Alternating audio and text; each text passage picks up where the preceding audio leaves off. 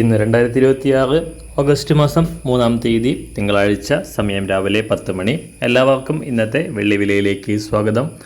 അന്താരാഷ്ട്ര മാർക്കറ്റിൽ വെള്ളിവില ഇന്ന് അല്പം ഉയർന്നു. ഇന്ന് രാവിലെ ഒരു ഔൺസ് വെള്ളി 58.29 US$. സംസ്ഥാനത്തെ വെള്ളിവില തുടർച്ചയായി 6-ാം ദിവസവും മാറ്റങ്ങളില്ലാതെ തുടരുകയാണ്.